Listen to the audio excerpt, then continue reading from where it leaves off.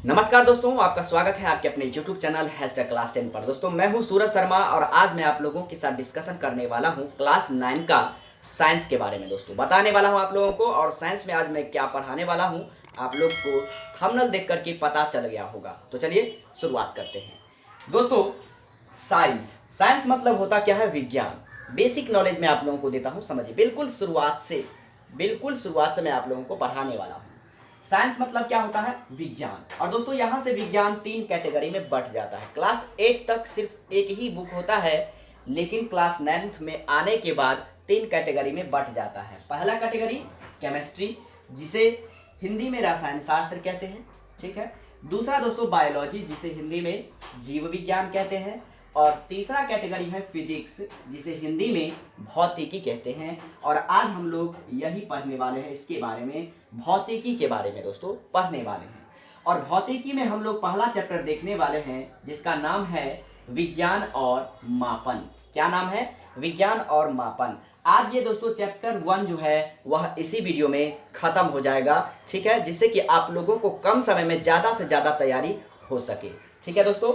उसके बाद दोस्तों जैसे ही फिजिक्स का एक चैप्टर ख़त्म हो जाता है तो हम लोग केमिस्ट्री का एक चैप्टर कंप्लीट करेंगे, ठीक है। जैसे ही केमिस्ट्री का एक चैप्टर कंप्लीट हो जाता है तो हम लोग बायोलॉजी का एक चैप्टर कंप्लीट करेंगे।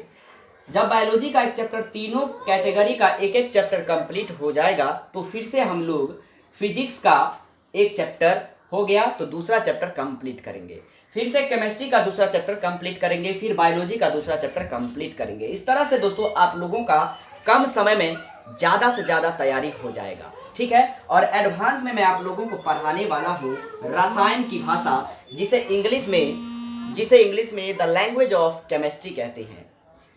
एडवांस में मैं आप लोगों को रसायन की भाषा पढ़ाऊंगा, जिसे इंग्लिश में द लैंग्वेज ऑफ केमिस्ट्री कहते हैं, ठीक है। उम्मीद करता हूं कि ये बातें आप लोगों को समझ में आया होगा। तो चलिए दोस्तों इस वीडियो को शुरुआत करते हैं। बट उससे पहले यदि आप हमारे चैनल को सब्सक्राइब नहीं किए हैं तो चैनल को सब्सक्राइब कर लें और साथ में बेल आइकन को दबाना ना भूलें। इससे क्या होगा कि जब भी मैं वीडियो को अपलोड करूंगा तो सबसे पहले नोटिफिकेशन आपके पास पहुंच जाएगा।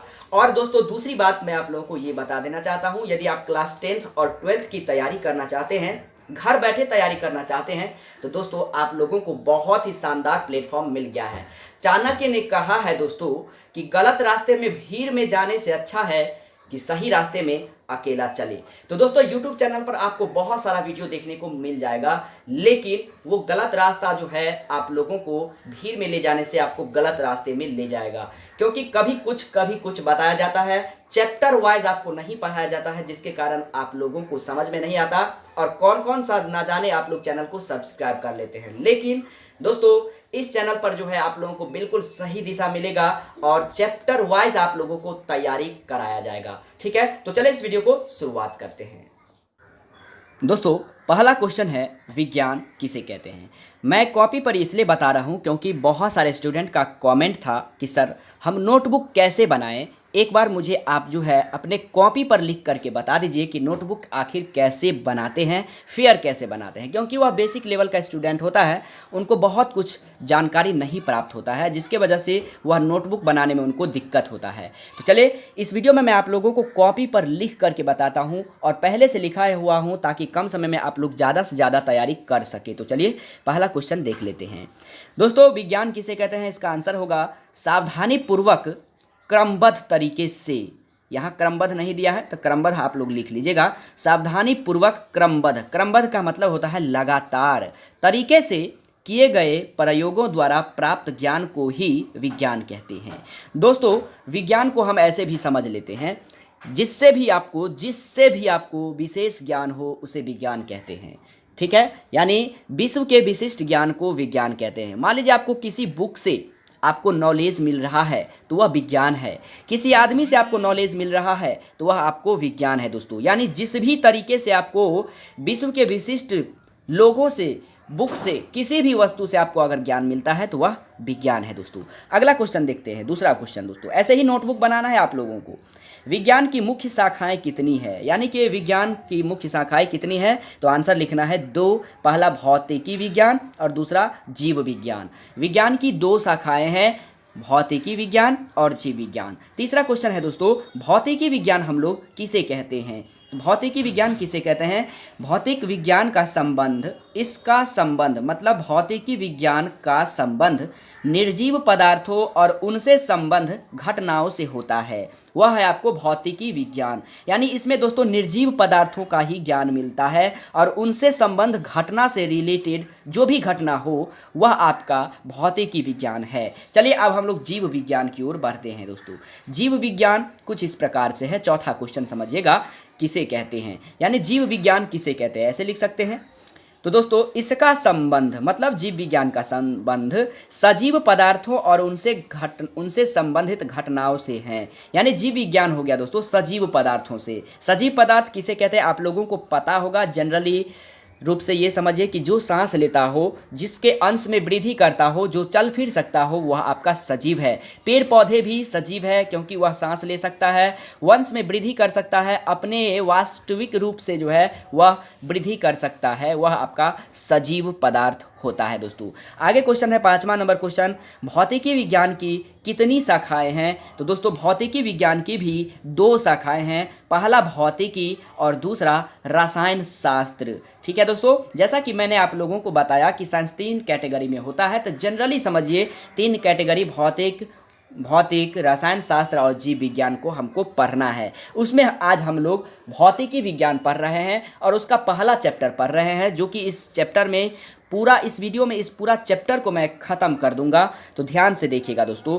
अगला क्वेश्चन नंबर 6 है, जीव विज्ञान की कितनी शाखाएं हैं? तो जीव विज्ञान की भी 2 शाखाएं हैं। पहला पेड़ पौधों से संबंध वनस्पति विज्ञान, जिसे इंग्लिश में बोटैनी कहते हैं, और दूसरा जीव जंतुओं से संबंध प्राणी विज्ञान, जिसे इंग्लिश में जूलॉजी कहते हैं दोस्तों। इसे इंटर में आप अलग अलग तरीका से पढ़ सकते हैं। फिलहाल आप लोग ये समझ लीजिए कि दोस्तों वैज्ञानिक विधि के कितने अंग हैं? वैज्ञानिक विधि के कितने अंग हैं? तो वैज्ञानिक विधि के 5 अंग हैं, और 5 अंग कौन कौन से हैं मैं आप लोगों को बताता हूं दोस्तों। 5 अंग है, समझिएगा, घटनाओं का सावधानीपूर्वक किया गया परीक्षण, यानी किसी भी घटनाओं का अगर किसी भी प्रकार का कोई घटना हो जाता है तो उसको सावधानीपूर्वक से हमें क्या करना है? परीक्षण करना है। ठीक है, ये इंग्लिश आप नहीं लिखिएगा क्योंकि हिंदी मीडियम में आपको मैं पढ़ाता हूँ। दूसरा है दोस्तों संभावित कारणों का अनुमान लगाना, यानी कब क्या होने वाला है। जैसे वर्षा हो जाता है तो दोस्तों 10 दिन पहले, 1 महीना पहले, 2 दिन पहले पता चल जाता है कि इस दिन वर्षा होगा। ठीक है। तीसरा है दोस्तों परीक्षणों और प्रयोगों द्वारा उन कारणों की जांच करना। कोई परीक्षण हो जाता है, कोई प्रयोग हो जाता है तो उनको जांच किया जाता है। और चौथा पॉइंट है जांचों के आधार पर किसी निष्कर्ष पर पहुंचना। अगर जांच हो जाता है तो किसी भी निष्कर्ष पर हम लोग पहुंच सकते हैं, आगे का कोई काम उसे लॉन्च कर सकते हैं, उसे हम प्रयोग में ला सकते हैं। और 5वां लास्ट पॉइंट है आवश्यकता अनुसार विचारों और सोच में अपरिहार्य परिवर्तन करना, यानी आवश्यकता हो तो किसी भी चीज़ को हम परिवर्तन कर सकते हैं लाइव प्रूफ के साथ। तो चलिए क्वेश्चन नंबर 8 की ओर बढ़ते हैं। क्वेश्चन नंबर 8 देख लेते हैं दोस्तों। क्वेश्चन नंबर 8 है विज्ञान मापन किसे कहते हैं? तो किसी भी राशि की माप के लिए कुछ मानक मापों की आवश्यकता होती है, जिसे विज्ञान मापन कहते हैं। ठीक है, ये लिख सकते हैं।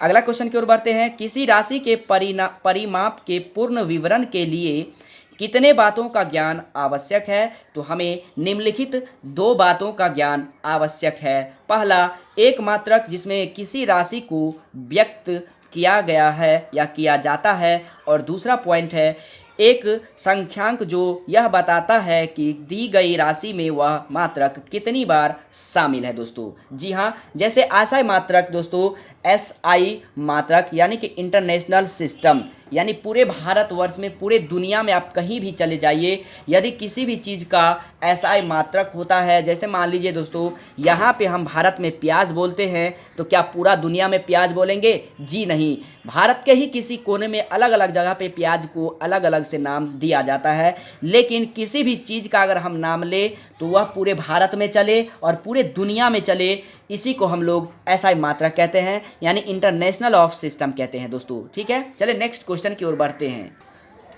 नेक्स्ट क्वेश्चन है दोस्तों भौतिक राशि किसे कहते हैं? बहुत ही इंपॉर्टेंट क्वेश्चन है। भौतिक राशि के नियमों को जिन पदों में व्यक्त किया जाता है उन्हें भौतिक राशि कहते हैं, जैसे लंबाई, द्रव्यमान, समय, बल, ऊर्जा, वेग इत्यादि। ठीक है, चलिए नेक्स्ट क्वेश्चन देखते हैं। भौतिक राशि कितने प्रकार की होती है? तो दोस्तों भौतिक राशि दो प्रकार की होती है, पहला आधारी राशि और दूसरा व्युत्पन्न राशि। नेक्स्ट क्वेश्चन की ओर बढ़ते हैं दोस्तों। आधारी राशि किसे कहते हैं?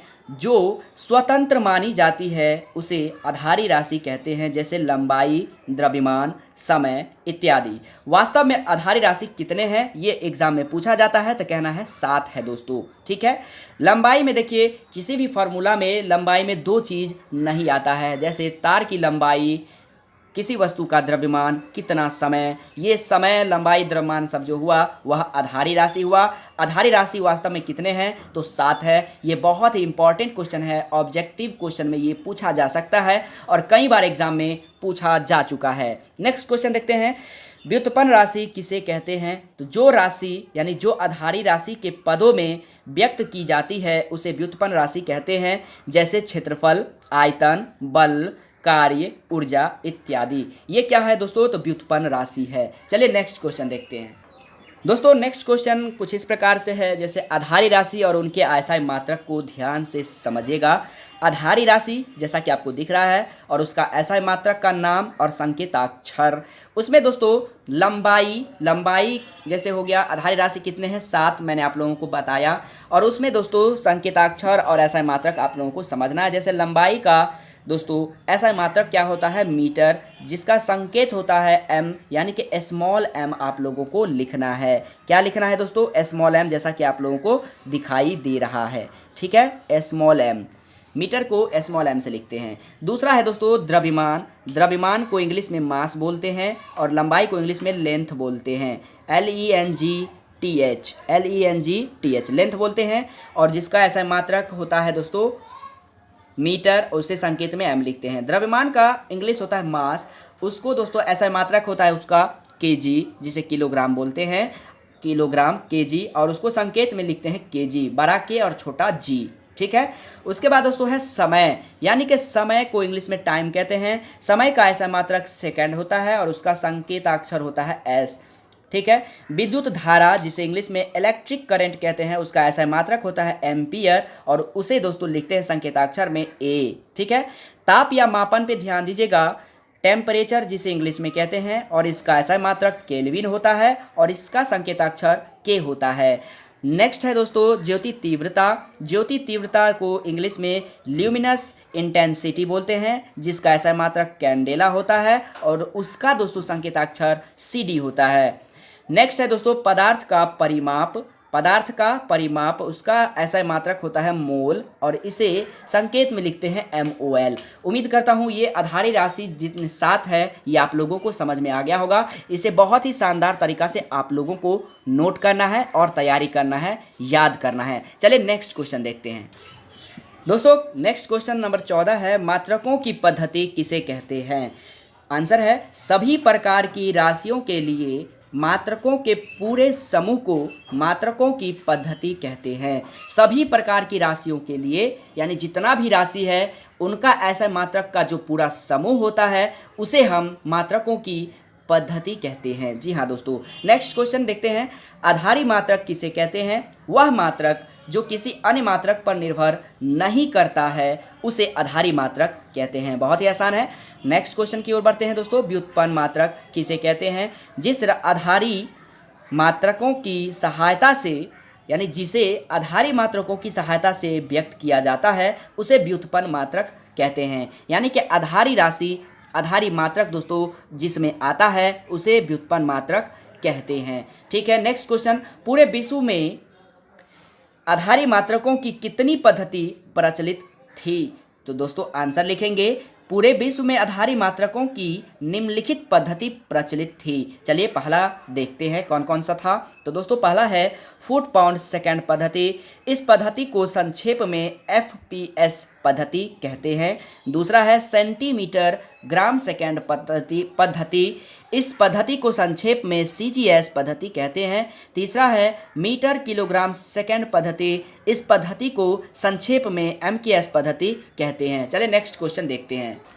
नेक्स्ट पॉइंट है दोस्तों अक्टूबर, स्टार बना के लिखिएगा, समझ लीजिए। अक्टूबर 1960 में पेरिस के निकट सेवरे नामक स्थान पर संपन्न 11वीं तौल एवं माप के महासम्मेलन में लंबी परिचर्चाओं के बाद मात्रकों की एक नई अंतर्राष्ट्रीय पद्धति का आविर्भाव हुआ। यानी इसमें लिखने का क्या मतलब है दोस्तों, ये समझिए। अंतर्राष्ट्रीय पद्धति का उद्घाटन कब हुआ, आविर्भाव कब हुआ? तो दोस्तों अक्टूबर 1960 में। कहाँ पे हुआ? तो आपको बोलना है पेरिस में हुआ। पेरिस के निकट सेवरे नामक स्थान पर हुआ। किस शताब्दी में हुआ? तो 11वीं में हुआ दोस्तों, 11वीं शताब्दी में हुआ। ठीक है। किस सम्मेलन में? तो महासम्मेलन में इनका परिचर्चा करने के बाद जो है एक नई अंतर्राष्ट्रीय पद्धति का आविर्भाव हुआ, निर्माण हुआ। ये इस स्टार पॉइंट का कहने का मतलब है। नेक्स्ट स्टार पॉइंट है दोस्तों, इसमें 6 आधारी मात्रकों को परिभाषित किया गया। आधारी मात्रकों को किसमें? तो अंतर्राष्ट्रीय पद्धति में। अंतर्राष्ट्रीय पद्धति में 6 आधारी मात्रकों को परिभाषित किया गया। नेक्स्ट स्टार पॉइंट है 1970 में संपन्न 14वीं तौल एवं माप के महासम्मेलन में 7वां आधारी मात्रक मोल जोड़ा गया। यानी 7वां आधारी मात्रक मोल कब जोड़ा गया? 1970 में। किस शताब्दी में दोस्तों? तो महासम्मेलन में 7वां आधारी मात्रकों को मोल जोड़ा गया। किसमें? तो 14वीं में। 11वीं में क्या था दोस्तों? महासम्मेलन में अंतर्राष्ट्रीय पद्धति का आविर्भाव हुआ, जबकि 14वीं में आधारी मात्रक मोल का जोड़ा गया। कब? 1970 ईस्वी में। कहने का मतलब ये हुआ दोस्तों। चलिए नेक्स्ट पॉइंट बहुत ही इंपॉर्टेंट है, समझिएगा। क्वेश्चन कुछ इस प्रकार से दोस्तों, संपूरक राशि और उनके एसआई मात्रक। संपूरक राशियां और उनके एसआई मात्रक, यानी संपूरक राशि, एसआई मात्रक, संकेताक्षर। समझिएगा। जैसे पूछेंगे समतल कोण। समतल कोण का इंग्लिश होता है प्लेन एंगल। समतल कोण का एसआई मात्रक रेडियन होता है। इसका संकेताक्षर RED होता है। ठीक है। दूसरा है घन कोण। घन कोण का एसआई मात्रक स्टेरेडियन होता है और इसको संकेत में SR लिखते हैं, स्टेरेडियन। ठीक है। घन कोण को इंग्लिश में सॉलिड एंगल बोलते हैं, स्टेरेडियन को स्टेरेडियन। उम्मीद करता हूँ ये पॉइंट आप लोगों को समझ में आ गया होगा। चलिए नेक्स्ट पॉइंट देखते हैं। नेक्स्ट पॉइंट है दोस्तों मानक का उपसर्ग, जो कि बहुत ही इंपॉर्टेंट है। समझिएगा। जैसे अंश, उपसर्ग, संकेत, गुणज, उपसर्ग, संकेत। दोस्तों जैसे 1 मिली बराबर कितना होता है? तो बोलेंगे 10 के पावर -3। इसका संकेत m होता है। 1 माइक्रो बराबर कितना होता है? 10 के पावर -6। इसका संकेत ये होता है म्यू। इसे कैसे लिखते हैं? तो समझिएगा, ऐसे लिखते हैं दोस्तों, ऐसे लिखते हैं म्यू। ठीक है। और दोस्तों 1 नैनो बराबर कितना होता है? जो कि बहुत इंपॉर्टेंट है, 10 के पावर -9 और नैनो को n लिखते हैं। 1 पिको बराबर कितना? 10 के पावर -12। इसका संकेत होता है p। और 1 फेम्टो बराबर 10 के पावर -15। इसका संकेत f। एक एटो बराबर कितना? 10 के पावर -18। इसका संकेत a होता है। ठीक है। और दोस्तों फिर देखते हैं गुणज में। 1 किलो बराबर कितना? 10 के पावर 3। इसका उपसर्ग होता है 1 किलो उपसर्ग हुआ। इसका गुणज होता है 10 के पावर 3 और इसका संकेत k होता है। 1 मेगा बराबर कितना? 10 के पावर 6। इसका संकेत m होता है। 1 जीगा बराबर कितना? 10 के पावर 9। इसका संकेत g होता है। 1 टेरा बराबर कितना? 10 के पावर 12। इसका संकेत t होता है। 1 पेटा बराबर कितना? 10 के पावर 15। इसका संकेत p होता है। 1 एक्सा बराबर कितना? 10 के पावर 18। इसका संकेत ई होता है। तो दोस्तों ये मानक उपसर्ग जो है बहुत ही इंपॉर्टेंट है। इसको आप लोगों को बहुत ही शानदार तरीका से समझना चाहिए। चलिए नेक्स्ट टॉपिक की ओर बढ़ते हैं, नेक्स्ट पॉइंट की ओर बढ़ते हैं, दाब की ओर। दाब किसे कहते हैं? दाब की परिभाषा क्या है? दाब से आप क्या समझते हैं? दाब के बारे में समझाएं। दाब की परिभाषा देख लेते हैं। प्रति एकांक क्षेत्रफल पर लगने वाले बल को दाब कहते हैं। दाब का फॉर्मूला होता है बल बट्टे क्षेत्रफल और दाब का एसआई मात्रक न्यूटन प्रति वर्ग मीटर होता है, जिसे हम ऐसे भी लिख सकते हैं न्यूटन प्रति मीटर स्क्वायर या न्यूटन मीटर -2। पावर में -2 को ही मीटर स्क्वायर बोलते हैं, प्रति मीटर स्क्वायर बोलते हैं दोस्तों। ठीक है। इसे हम पास्कल भी कहते हैं। किसे? न्यूटन प्रति मीटर स्क्वायर को हम पास्कल भी कहते हैं। मतलब दाब का जो एसआई मात्रक होता है उसको हम लोग पास्कल भी कहते हैं। 1 पास्कल बराबर होता है दोस्तों 1 न्यूटन प्रति मीटर स्क्वायर। आगे देखते हैं गैस दाब के मापन का एक मात्रक एटमॉस्फेयर होता है। गैसीय दाब के मापन का एक मात्रक एटमॉस्फेयर होता है। चलिए नेक्स्ट पॉइंट की ओर बढ़ते हैं। नेक्स्ट पॉइंट है दोस्तों कुछ इस प्रकार से, वायुमंडलीय दाब किसे कहते हैं? वायुमंडल में वायु का दाब वायुमंडलीय दाब कहलाता है। जी हाँ दोस्तों, सामान्य दाब किसे कहते हैं? समुद्र की सतह पर वायुमंडलीय दाब एक एटमॉस्फेयर होता है और इसे सामान्य दाब कहा जाता है। एक एटमॉस्फेयर को हम क्या कहते हैं? लगभग 1.01 गुना 10 के पावर 5 पास्कल होता है। एक एटीएम का ही फुल फॉर्म होता है एटमॉस्फेयर। एटीएम का ही फुल फॉर्म होता है एटमॉस्फेयर और एक एटीएम बराबर होता है लगभग, इसको लगभग कहेंगे 1.01 गुना 10 के पावर 5 पास्कल, लगभग ऐसे लिखेंगे दोस्तों। ठीक है, चलिए नेक्स्ट पॉइंट देखते हैं। नेक्स्ट पॉइंट है दोस्तों बहुत ही इंपॉर्टेंट पॉइंट है, आयतन का ऐसा मात्रक होता है घन मीटर या मीटर क्यू या फिर मीटर क्यू, ऐसे भी लिख सकते हैं। घनत्व बराबर फार्मूला क्या होता है? द्रव्यमान बट्टे आयतन। बल का ऐसा मात्रक न्यूटन, जिसे संक्षेप में एन लिखा जाता है। ऊर्जा का ऐसा मात्रक जूल होता है, जिसे संक्षेप में जे लिखा जाता है। और एक सीजीएस पद्धति में ऊष्मा का मात्रक क्या होता है? कैलोरी होता है। और एक कैलोरी बराबर 4.186 जूल होता है या फिर बोलेंगे 4.2 जूल होता है लगभग। जी हाँ दोस्तों, आपने बिल्कुल सही सुना। उसके बाद दोस्तों एक वर्ष में प्रकाश द्वारा तय की गई दूरी को प्रकाश वर्ष कहते हैं। एक वर्ष में प्रकाश द्वारा तय की गई दूरी को प्रकाश वर्ष कहते हैं। और दोस्तों ये याद रख लीजिए, प्रकाश जो है 1 सेकंड में लगभग 2.998 गुना 10 के पावर 8 मीटर दूरी तय करता है। प्रकाश जो है सिर्फ एक सेकंड में 2.998 गुना 10 के पावर 8 मीटर दूरी तय करता है, लगभग 3 लाख किलोमीटर प्रति सेकंड। यानी प्रकाश जो है अपना दूरी तय करता है 1 सेकंड में लगभग 3 लाख किलोमीटर। ये बहुत ही इंपॉर्टेंट क्वेश्चन है दोस्तों। उम्मीद करता हूँ कि इस वीडियो में आप लोगों को मैंने चैप्टर 1 का फिजिक्स क्लास 9 का चैप्टर 1 जो है इस वीडियो में समाप्त हो गया है। फिर भी यदि कोई कन्फ्यूजन आपको रह जाता है इस वीडियो में इस क्वेश्चन से रिलेटेड, दोस्तों अब कोई क्वेश्चन नहीं है जो चैप्टर 1 में छूटा है। मैंने एक एक क्वेश्चन को कवर कर दिया है। उम्मीद करता हूं ये सारे क्वेश्चन आप लोगों को समझ में आया होगा। वीडियो पसंद आया है तो वीडियो को लाइक जरूर कीजिएगा और कमेंट करके बताइएगा ये वीडियो आप लोगों के लिए कैसा रहा और किस टॉपिक पे आपको वीडियो चाहिए वो टॉपिक आप हमें बताइएगा। और नेक्स्ट जो वीडियो आएगा आपका केमिस्ट्री का चैप्टर 1 और वो चैप्टर भी पूरा कंप्लीट होगा सिर्फ एक वीडियो में। तो मिलते हैं नेक्स्ट वीडियो में, तब तक के लिए जय हिंद, वंदे मातरम।